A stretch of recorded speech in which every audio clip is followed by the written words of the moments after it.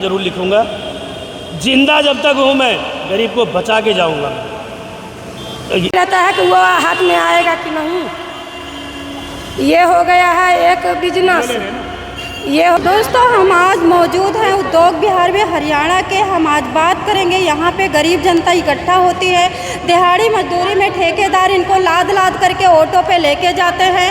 बोलते हैं कि 8 घंटे काम करना होता है, 400-500 रुपये देते हैं।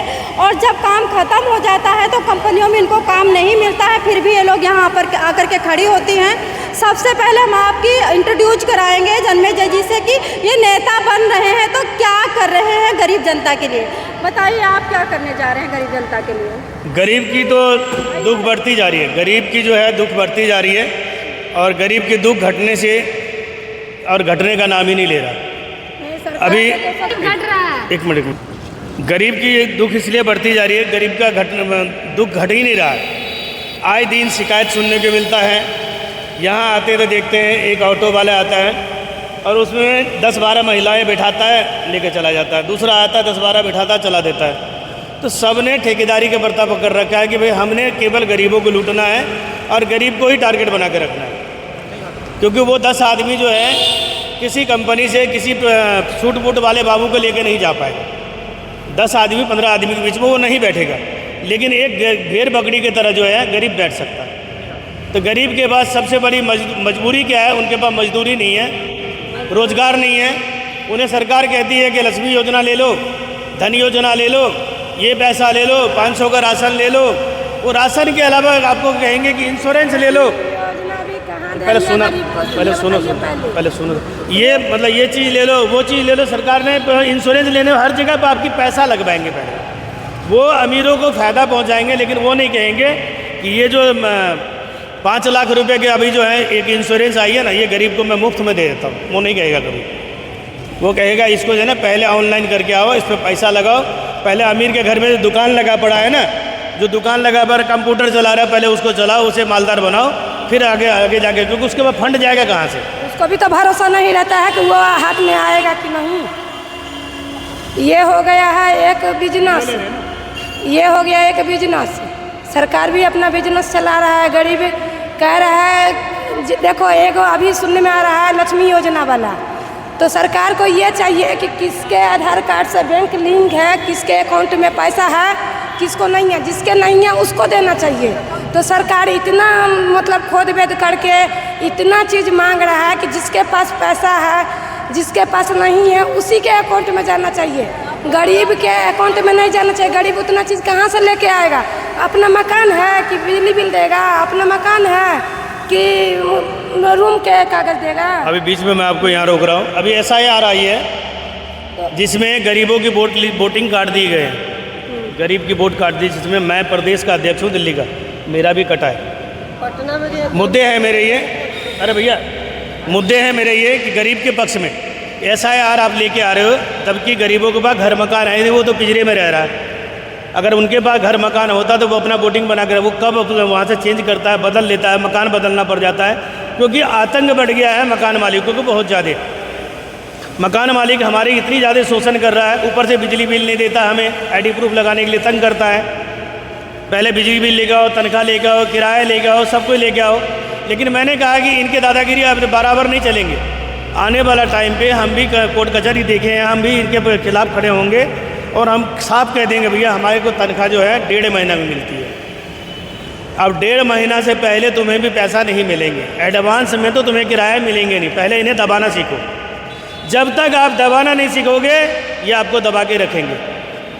अगर आपको दबाना है पहले तो पूंजी को दबाना है तो उनकी बिजनेस को मारो पहले। तो भैया कुछ गलत या सही बोला मैंने? सही बोला। कुछ गलत तो नहीं बोला मैंने? सही बोला। अभी आए हैं, मैं देखा हूँ, बड़ी दूर से आप रुके भी हैं और बड़ी खुशी हुई मुझे। आपने नहीं बोला पर उन्होंने रूम खाली करवा देंगे। बोले भैया हमारा रूम खाली कर दो, हमारे पास तो पैसे नहीं है। उनका कोर्ट कचहरी थाना पुलिस सब उनका है। हम उनके एरिया में बस रखे हैं। सुनो मेरी बात, हमारी मजबूरी है। सुनो मेरी बात पहले। हमसे वो कहाँ दबने वाले हैं? पहले सुनो, कोर्ट कचहरी किसी की बाप का नहीं है। पहले बता रहा हूँ फिर से दोबारा से, कोर्ट कचहरी में जो नौकरी करता है वो भी सरकारी नौकरी करता है, जिसको आप मजिस्ट्रेट कहते हैं। इनको भी बर्खास्त करेंगे, समय आ रहा है, क्योंकि इनके खिलाफ भी बहुत सारी शिकायत आई है। हमसे मकान मालिक दबने वाले नहीं है, हम उनके घर में रह रहे हैं। उनके पास पूरे खानदान के बल है, लाठी है, पैसे है, सब कुछ हमारे पास कुछ नहीं है। ना तो हमारे पास लाठी है, ना तो हमारे पास पैसे हैं। फिर हमसे वो कहाँ दबने वाले हैं। एक आदमी नेता बन सकता है और पूरे गरीबों को बुला करके वो सभा कर सकता है, तो आप ये क्यों नहीं कर सकते? नहीं, क्योंकि हमारी गरीबी में सब मजदूरी करने चल जाता है, सब में एक सुनो, अब मैं खुल के बता रहा हूँ, ये जो बात करे भैया, इसके लिए आपको लड़ना पड़ेगा जंग इनसे, युद्ध लड़ना पड़ेगा इनसे। सही बात। इसको कहते हैं राइट, लेकिन मैं कहता हूँ गरीब, अगर गरीब की सरकार आई तो मैं ये भी करा के दिखा दूंगा। अगर अमीर को अमीर की नशा है, अमीर को अगर अमीरी की नशा है, तो मुझे भी गरीबी की नशा है, याद रखना मुझे। मैडम अगर मैंने कहा अमीर को अमीरी की नशा है, तो मुझे भी गरीबी की नशा है। अगर कानून तुम भी जानते हो भाई, कानून अगर आप भी जानते हो तो कानून मैं भी जानता हूँ, कानून मैं भी जानता हूँ, अच्छी तरह जानता हूँ मैं। जितने भी सरकारी दफ्तर में बाबू बैठा है, ये सब भ्रष्ट है, परमानेंट बैठा है, इन्हें पता मुझे कोई हटाएगा नहीं। लेकिन मैंने कहा मैं तुम्हारी कुनबा बदलूंगा, मुझे पता तुम्हारे बच्चा वहाँ पर नौकरी करने आ रहा है, बाप के बदले बेटा की नौकरी ख़त्म हो गया, लेकिन नहीं, इनका परिवार पूरा परमानेंट फिक्स है वहाँ पे। तो इनका टारगेट बहुत ज़रूरी है, इनकी बदलाव नहीं, बदलना ज़रूरी है। तो हमने इसकी बदलने की तरफ की बात करी। मैंने क्या सही है गलत बोला? सही है।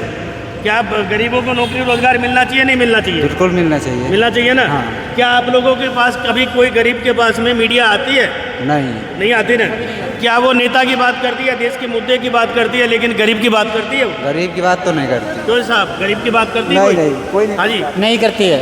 क्या गरीब की बात करती है? नहीं। एक बात बताइए, मैंने गरीब बचाओ गरीब पढ़ाओ अपने बच्चे शिक्षित बनाओ, एक बार बोलना भैया, गरीब बचाओ गरीब पढ़ाओ अपने बच्चे शिक्षित बनाओ, गरीब बचाओ गरीब पढ़ाओ अपने बच्चे शिक्षित बनाओ, गरीब बचाओ गरीब पढ़ाओ अपने बच्चे शिक्षित बनाओ। क्यों? क्या ये नारा किसी के बस की लिख के दे देगा? नहीं। क्या ये वर्ल्ड लेवल पे है ना, दुनिया के लेवल पे? ये है सही। ये गरीब के लिए है या अमीर के लिए था? ये गरीब के लिए। क्या अमीर दे सकता था इसको, बेचेगा? पर क्या करेगा? अगर उसके हाथ में होते तो ये बेचता। मैं चाहता था इसको जो है कॉपीराइट करा करके पोस्टर लगवा करके बेच देता इसे, और आपको बेच देता साथ में, लेकिन मैंने ऐसा नहीं करा। क्यों जी? गरीब बचाओ गरीब पढ़ाओ अपने बच्चे शिक्षित बनाओ, यह नारा मैं बेच सकता था ना। क्यों नहीं बेचते? जरूर बेचते।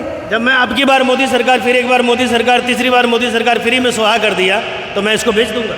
नहीं। जब मैं रात भर नौकरी करके आता हूँ, लोग देश बेच दिया है, इसीलिए गरीब को ही अब बेच दिया है। क्योंकि गरीब ऐसा है कि दिन भर यहाँ पर खड़ा रहता है, रात को जाके जो मिलता है घर में जाके खा के सो जाता है। आपको पता है कि मैं किस काम को करता हूँ? नहीं, वो हमें कैसे पता चलेगा? मैं दिल्ली प्रदेश का अध्यक्ष, उसके बाद में मैं ड्राइवर का काम करता हूँ, और मुझे रोड के ऊपर मैं सभी की जानकारी लेता हूँ, अच्छे अच्छे लोगों के पास भी जाता हूँ, गरीब से गरीब लोगों के पास भी जाता हूँ। मुझे मिले पटरी वहाँ बैठ जाता हूँ, मुझे मिले ऑफिस वहाँ बैठ जाता हूँ। यही चाहते हैं सरकार से कि वो उसी को दें जिसके पास नहीं है। आधार कार्ड, पैन कार्ड, इतना कार्ड बना देने से कुछ नहीं होगा। उनको उन पर सब पर फोकस मारे कि किसके अकाउंट में कितना है, किसको कितना देना चाहिए। तब जिसके अकाउंट में कुछ नहीं है वो जाके हवा पानी पी रहा है, और जिसके अकाउंट में है वो अपने दूध मलाई खा के सो रहा है। अब मैं आपकी बातों का जवाब देने जा सरकार को भी फोकस मारना पड़ेगा कि कौन कितना कमा रहा है। एक बार शांति रखिए। सरकार ने आज देखिए सर, एक मिनट के लिए आज काम नहीं मिल रहा है। मेरा घर वाला चला गया गाँव काम के चक्कर में कि कहाँ से खाएंगे, कहाँ से खिलाएंगे। बच्चे को भेज दिया हॉस्टल गुरुकुल में, वहाँ भी पैसा नहीं लेता था पहले, अब सुनने को आ रहा है 1000 रुपया महीना के ले रहे। कहाँ से देंगे? जहाँ पैसा नहीं लिया जा रहा था वहाँ भी पैसा लिया जा रहा है, तो कहाँ से देगा गरीब आदमी? हाँ, अब मान का चलो काम का वजह से आदमी चला गया गाँव, हम रह गए यहाँ पे, घर उठा के कहाँ ले जाएंगे? अब 3 महीने 4 महीने कहाँ से पैसा कौन खाएगा? सरकार को नजर में आना चाहिए ना कि किसके घर में कितना जा रहा है, कहाँ जा रहा है। हाँ, सरकार को भी तो पहले पूरा अथी लेना चाहिए ना। जैसे हम लोग कहते हैं सरकार को चुन के लेते हैं, वैसे गरीब को भी चुनना चाहिए ना सरकार को।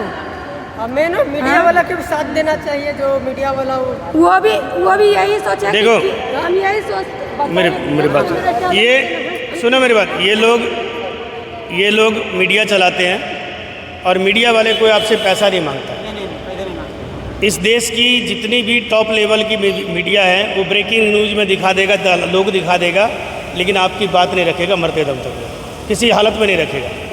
लेकिन मैं जो हूँ खुल के बोला है, गरीब को जगाऊंगा, उन्हें बोलना सिखाऊंगा। ये आपकी सभा करता हूँ, केवल आपको बोलना सिखा रहा हूँ कि जब तक आप बोल नहीं पाओगे, हो सकता है इससे बड़ी, एक मिनट भैया, इससे बड़ी सभा में हो सकता है मैं गरीबों को बुलाऊँ और उनके हाथों मैक दे दूँ, वो कहेगा भैया मुझे जो ना भूख लगी है, खाना दे दो। उस समय बहुत बड़ा समस्या हो जाएगी कि उसको मैं खाना दूँ या मैक दूँ, और जनता सामने खड़ी है, ये बोलेंगे क्या? वो तो कह रहा मुझे खाना दे दो।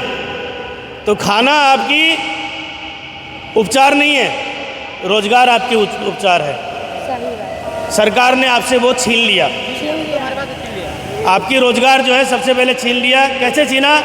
हमारे पीछे दलाल और ठेकेदार लगा के। इस दलाल और ठेकेदार को हटाना पड़ेगा, इसको हटाएगी सरकार, और रिपोर्ट देना पड़ेगा इन कंपनियों को भी। ये ना सोचे कि मैं इनके पास आता हूँ, मैं ये मेरे को ऐसे सोच रहा हूँ कि मैं रोड पे से भौंक रहा हूँ कि भाई ये तो भौंक रहा है कुत्ते की तरह। ये दिमाग में मत रखे। मैंने कहा अगर तुझे अमीरी का नशा है तो मुझे गरीबी का नशा है। अगर तुझे सिस्टम चलाना होता तो आता है, तो मुझे सिस्टम बदलना भी आता है। इसलिए मैंने कहा कि मैं 20 पेज की संविधान जरूर लिखूँगा। जिंदा जब तक हूँ मैं गरीब को बचा के जाऊँगा।